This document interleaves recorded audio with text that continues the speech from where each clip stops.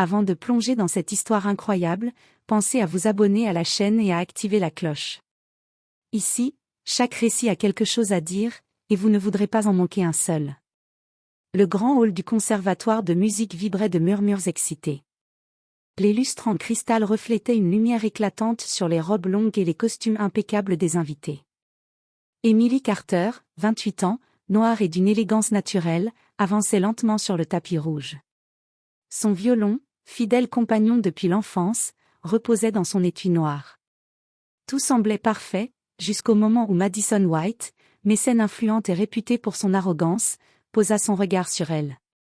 Madison, une femme blonde à la peau pâle et au sourire glacial, avait un plan, humilier Emily devant tout le gratin artistique de New York. « Alors, c'est vous, la fameuse Emily Carter ?» lança Madison d'un ton sarcastique. « Oui, Madame White » répondit Emily, le cœur serré mais la voix calme.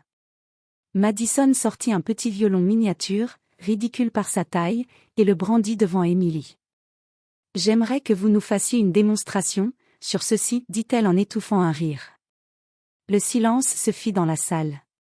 Tous les yeux se tournèrent vers Emily, certains impatients de voir la chute de la jeune musicienne. Emily sentit une vague d'humiliation monter en elle, mais elle serra les dents. Elle savait que céder à la peur serait pire que l'humiliation. Emily sortit le violon miniature de l'étui avec précaution. Les rires étouffés se transformèrent en murmures moqueurs tandis qu'elle plaçait l'instrument sous son menton. Puis, elle prit une profonde inspiration et ferma les yeux. Quand ses doigts commencèrent à glisser sur les cordes, une mélodie surprenante et vibrante emplit le hall. Les notes, pleines de force et d'émotion, résonnaient dans chaque recoin. Les rires s'éteignirent, remplacés par un silence respectueux. Les invités, fascinés, ne pouvaient détourner le regard. Emily n'avait pas seulement joué, elle avait transformé l'humiliation en un moment de pure maîtrise artistique. Et tandis que Madison White regardait, bouche bée et furieuse, elle comprit, pour la première fois, qu'elle venait de sous-estimer la force d'Emily. Ce soir-là, l'humiliation prévue se transforma en triomphe. Mais pour Emily, ce n'était que le début d'un chemin semé d'obstacles, de confrontations et de victoires inattendues. Le murmure des invités se fit plus fort lorsqu'Emily Carter s'avança vers le centre de la scène. Les lumières du lustre faisaient scintiller son violon miniature, et les regards se posaient sur elle avec une curiosité mêlée d'amusement. Madison White, assise au premier rang, croisa les jambes avec un sourire cruel, certaine que le moment allait tourner au ridicule. « Allez, montre-nous ce que tu sais faire », sur ce petit jouet, lança Madison avec un rire étouffé. Emily serra le violon contre son menton. Elle sentit la tension monter dans ses épaules, mais elle se redressa, laissant la dignité remplacer la peur. Chaque spectateur pouvait voir qu'elle n'était pas simplement une jeune femme intimidée, elle était une artiste, prête à transformer cette humiliation en défi. Ses doigts glissèrent sur les cordes avec précision. Au début, quelques notes timides semblèrent confirmer les moqueries de l'audience. Mais rapidement, la mélodie prit une tournure surprenante, une harmonie riche, profonde, emplie d'émotion et de puissance.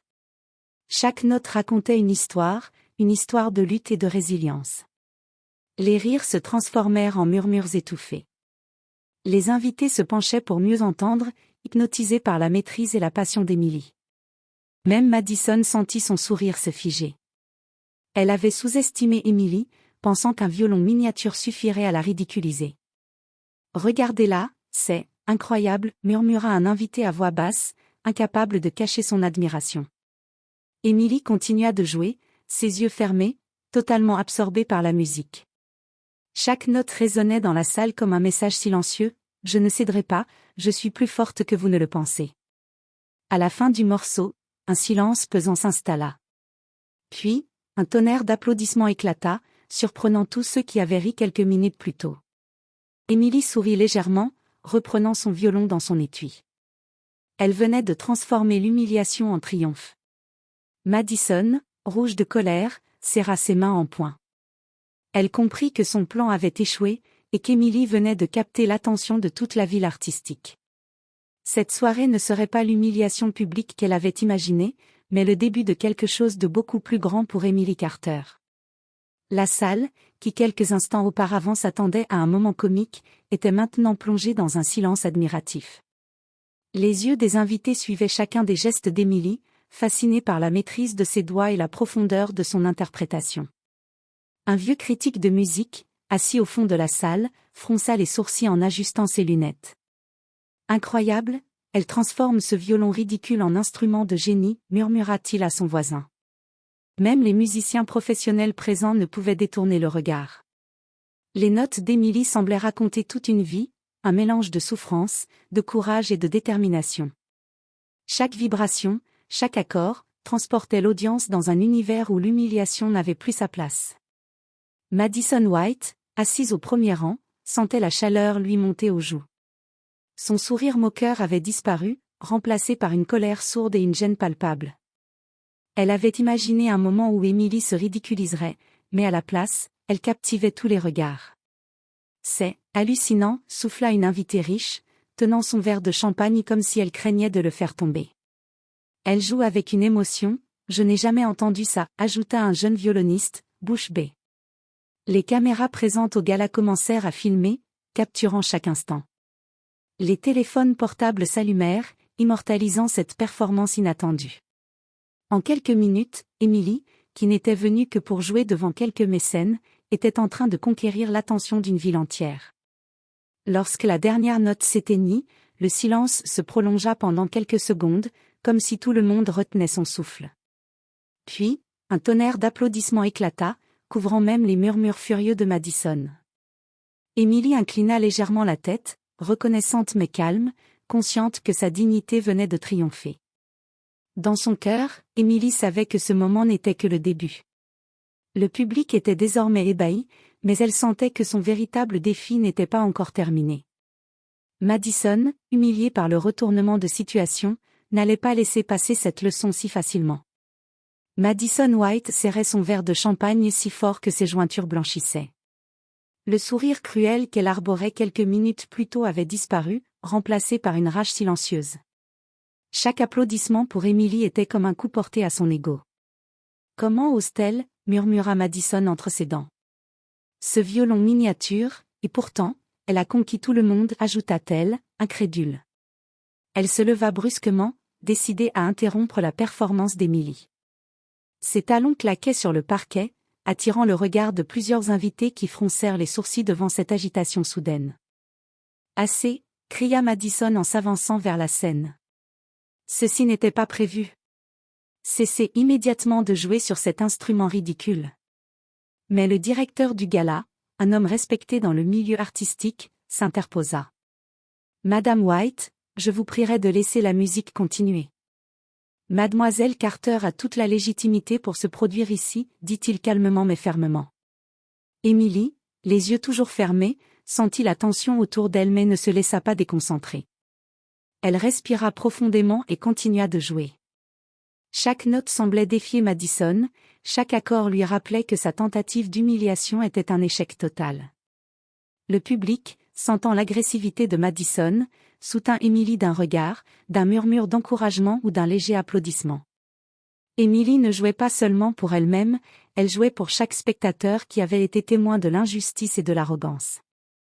Madison, furieuse, tenta de s'avancer encore une fois, mais le directeur la retint avec fermeté. Ses yeux lançaient des éclairs vers Émilie, mais aucun mot ne sortait. La colère la consumait, tandis que l'admiration pour le talent d'Émilie commençait, malgré elle, à s'infiltrer dans son esprit. À la fin du morceau, alors que les derniers accords s'éteignaient, le silence pesant dans la salle laissa place à un tonnerre d'applaudissements encore plus fort que la première fois. Émilie posa son violon, légèrement essoufflée mais triomphante. Son regard croisa celui de Madison. Ce fut un moment de confrontation silencieuse, Émilie avait gagné, et Madison le savait. La soirée continua, mais Madison ne pourrait jamais oublier cette humiliation inversée. Émilie, quant à elle, ressentait une étrange satisfaction, non seulement elle avait affronté la haine et l'arrogance, mais elle avait transformé l'humiliation en un triomphe éclatant. Et ce n'était que le début de son ascension. Alors qu'Émilie rangeait son violon miniature avec soin, un murmure parcourut la salle. Au fond, un homme âgé, reconnu comme l'un des critiques de musique les plus influents de New York, se leva. Les convives se tournèrent vers lui, intrigués. « Mesdames et messieurs, Ce que nous venons de voir n'est pas seulement un talent, c'est un génie, déclara-t-il d'une voix forte mais posée. L'effet fut immédiat. Les invités, impressionnés par l'autorité de ces mots, éclatèrent en applaudissements. Certains prirent leur téléphone pour filmer le moment, et rapidement, la performance d'Emily commença à circuler sur les réseaux sociaux. « Regardez-la ! C'est incroyable !» s'exclama un jeune violoniste, les yeux brillants d'admiration. « Je n'avais jamais vu un tel contrôle et une telle émotion sur un si petit instrument », ajouta une célèbre chef d'orchestre, assise dans la salle. Madison, assise au premier rang, se sentit soudain nue devant cette vague de soutien. Chaque mot, chaque regard admiratif renforçait l'évidence. Son plan avait échoué, et Emily venait de gagner le cœur de tous. Emily sentit une vague de soulagement et de fierté l'envahir. Ce qu'elle avait imaginé comme une performance modeste devant quelques mécènes s'était transformé en une victoire publique, et ce, malgré la haine et le mépris qu'elle avait affrontés. « Je ne m'attendais pas à ça, elle a tout renversé », murmura Madison, la voix étranglée par un mélange de colère et de honte. Au moment où Emily quittait la scène, plusieurs invités vinrent la féliciter. Certains lui proposèrent des collaborations, d'autres des invitations pour jouer dans des galas prestigieux. La musique qu'elle avait jouée pour déjouer l'humiliation devenait un tremplin vers une carrière qu'elle n'avait jamais osé imaginer. Et tandis que la soirée continuait, Emily comprit une vérité essentielle. Parfois, les épreuves les plus humiliantes révèlent la force et le talent caché. Madison White, malgré son pouvoir et sa richesse, venait de se faire voler la vedette par une femme qui n'avait jamais douté de sa propre valeur. Le lendemain matin, Emily se réveilla avec une sensation étrange, un mélange de fatigue et d'excitation. Son téléphone vibrait sans cesse. Des messages, des notifications, des appels, la performance de la veille avait été filmée et partagée partout sur les réseaux sociaux. Des milliers de personnes avaient vu son talent éclater, transformant l'humiliation en triomphe viral. Son agent, Michael Thompson, l'appela en panique joyeuse. « Emily, tu n'as pas idée de ce qui se passe. Les plus grands orchestres de la ville veulent te rencontrer. Le Carnegie Hall t'invite à jouer ce mois-ci. Et regarde tes notifications, plusieurs labels de musique veulent signer avec toi. » Emily resta un moment silencieuse, incrédule. Les moqueries et la tentative de Madison semblaient désormais si lointaines, presque irréelles. Elle inspira profondément et sourit. La colère d'hier s'était transformée en énergie constructive. Dans les jours qui suivirent, elle reçut des invitations à des concerts prestigieux, des collaborations avec des chefs d'orchestre célèbres et même une offre pour enseigner dans une académie réputée. Chaque opportunité était le résultat direct de son courage et de sa maîtrise face à l'humiliation. Madison, de son côté, tentait désespérément de sauver sa réputation. Elle envoya des messages, fit des appels et essaie de contrôler les médias, mais c'était trop tard. Le public avait déjà pris parti pour Emily, et chaque tentative de Madison pour détourner l'attention ne faisait que renforcer l'admiration pour la jeune violoniste. Un soir, lors d'un cocktail de gala, Emily croisa à nouveau le regard de Madison. Cette dernière, encore rouge de frustration, ne put prononcer un mot. Emily, calme et élégante, lui lança simplement un sourire poli, puis se tourna vers les invités qui l'acclamaient.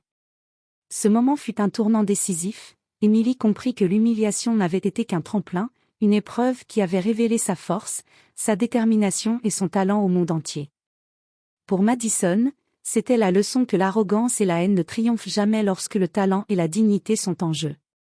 Emily savait maintenant que sa carrière venait de franchir une étape qui changerait sa vie pour toujours. Et ce n'était que le début d'un chemin fait de musique, de reconnaissance et de victoire sur ceux qui avaient essayé de la rabaisser. Quelques semaines plus tard, Emily reçut un message surprenant. Madison White voulait la rencontrer en privé. La jeune violoniste sut immédiatement que c'était une occasion unique de clore ce chapitre avec dignité. Elle accepta, consciente qu'elle n'avait rien à craindre.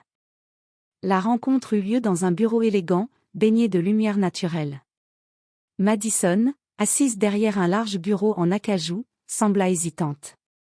Ses mains tremblaient légèrement, trahissant la nervosité qu'elle ne voulait pas montrer. « Emily, je voulais parler de ce qui s'est passé lors du gala », commença Madison, d'une voix inhabituellement douce. « Oui », répondit Emily calmement, le regard fixé sur elle. Madison détourna les yeux, cherchant ses mots. J'ai sous-estimé votre talent. Ce que vous avez fait, c'était impressionnant. Je voulais m'excuser pour ma conduite. Emily sourit légèrement, mais sans arrogance. Madame White, je n'attends pas d'excuses. Vous aviez votre plan, j'ai simplement choisi de le transformer en opportunité. La musique ne ment pas, et elle montre toujours la vérité. Madison hocha la tête, incapable de répliquer. Emily avait gagné, non seulement sur scène, mais aussi moralement. Elle avait démontré que l'arrogance et le mépris ne peuvent pas éclipser le talent et la dignité. Avant de quitter le bureau, Emily ajouta. J'espère que cette leçon vous servira à l'avenir. La véritable force n'est pas dans l'humiliation des autres, mais dans la reconnaissance et le respect des talents que vous croisez. En sortant, Emily se sentit libérée. La confrontation silencieuse avait été remportée, et Madison, pour la première fois, comprit la leçon que le pouvoir et l'argent ne peuvent acheter, le respect et l'admiration sincère. Cette rencontre ne fit que renforcer la réputation d'Emily. Les médias, informés de cette rencontre, relayèrent l'histoire d'une jeune femme qui avait transformé l'humiliation en victoire, captivant un public de plus en plus large. Emily savait désormais que sa carrière n'était plus seulement une question de musique, mais aussi d'exemple et d'inspiration. Quelques mois après le gala, Emily Carter reçut une offre qui allait transformer sa vie, un contrat avec l'un des labels de musique les plus prestigieux de New York. Le contrat incluait non seulement l'enregistrement de son premier album, mais aussi des tournées nationales et internationales. Michael, son agent, était extatique. « Emily, c'est incroyable. Ce contrat va te propulser au sommet. Les orchestres les plus renommés veulent travailler avec toi, et ce que tu as accompli au gala est déjà légendaire. » Emily, assise dans le bureau lumineux du label, signa les documents avec un mélange de concentration et de satisfaction. Chaque signature était une victoire sur l'humiliation qu'elle avait subie, chaque page un pas vers une carrière qu'elle avait toujours rêvé de construire. Dans les semaines qui suivirent, Emily devint un symbole de résilience. Les médias racontaient son histoire, la jeune violoniste noire, humiliée par une riche mécène raciste, qui avait transformé ce moment en triomphe et en reconnaissance mondiale. Les invitations affluaient, conférences, galas, émissions télévisées. Emily ne jouait pas seulement de la musique, elle inspirait des dizaines de jeunes artistes à croire en eux-mêmes, malgré les obstacles et les préjugés. Madison, quant à elle, voyait sa réputation continuer de s'effriter. Chaque apparition publique d'Emily rappelait au monde que le talent et la dignité triomphent toujours de l'arrogance et de la haine. Elle tenta encore de regagner son influence, mais il était trop tard, le public avait choisi son héroïne. Lors d'un gala international, Emily monta sur scène devant un auditoire comblé. La salle était pleine, chaque siège occupé par des invités venus admirer non seulement la musique, mais aussi la femme derrière l'instrument, forte, déterminée et inspirante. Alors que les premières notes résonnaient, Emily sentit une émotion intense. Ce n'était plus simplement une performance, c'était la célébration de sa victoire, de son courage, et de sa capacité à transformer l'adversité en force. Elle savait que ce moment symbolisait le véritable tournant de sa vie. À partir de ce jour, Emily Carter ne fut plus seulement une violoniste talentueuse, elle devint un exemple vivant que l'humiliation peut être la première marche vers le succès, et que la dignité est l'arme la plus puissante contre l'injustice. Quelques mois après sa consécration, Emily Carter commença à partager son expérience et son savoir avec les jeunes musiciens.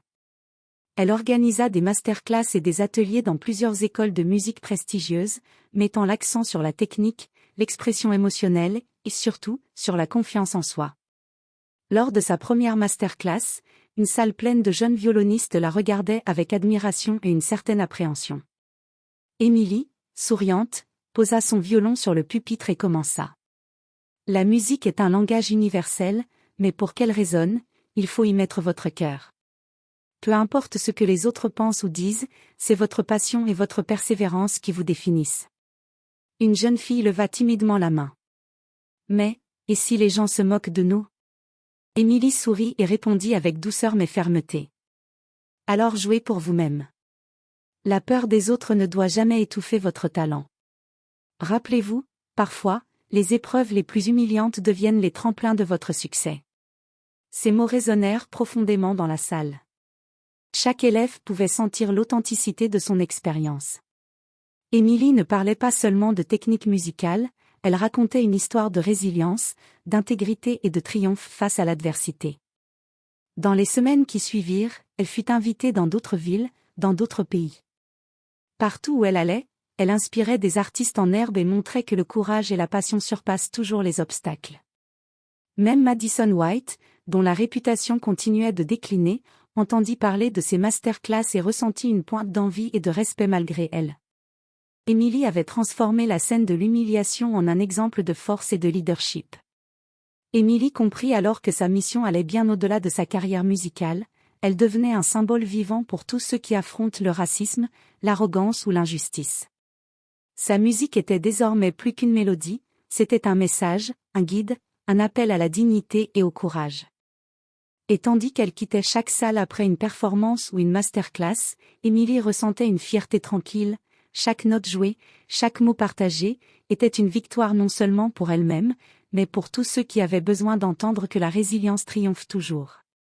Quelques mois après la tournée internationale, Emily Carter reçut une invitation inhabituelle, Madison White souhaitait la revoir, cette fois accompagnée de son équipe de relations publiques. La jeune violoniste sentit que cette rencontre serait décisive pour clore définitivement l'histoire. Le rendez-vous eut lieu dans un salon feutré d'un hôtel de luxe. Madison, visiblement nerveuse, tenta de paraître assurée, mais Emily remarqua immédiatement la tension dans ses gestes. « Emily, j'aimerais que vous sachiez que j'ai beaucoup réfléchi à ce qui s'est passé, » commença Madison, la voix tremblante. Emily l'écouta calmement, posant ses mains sur son violon, symbole silencieux de sa force retrouvée. « Madame White, vous avez compris ce soir-là que la haine et l'arrogance ne mènent à rien. Mais je ne suis pas ici pour ressentir votre culpabilité. Je suis ici pour montrer que le talent et la dignité ont leur place, et qu'ils triomphent toujours, » répondit Emily avec une sérénité impressionnante. Madison baissa les yeux. Les mots d'Emily étaient durs mais justes. Elle réalisa que ses tentatives de manipulation et de moquerie avaient échoué, et qu'elle n'avait plus aucun contrôle sur la perception publique. Emily avait transformé chaque épreuve en victoire, chaque humiliation en reconnaissance. Je suppose que j'ai sous-estimé votre force et votre talent, murmura Madison, presque honteuse.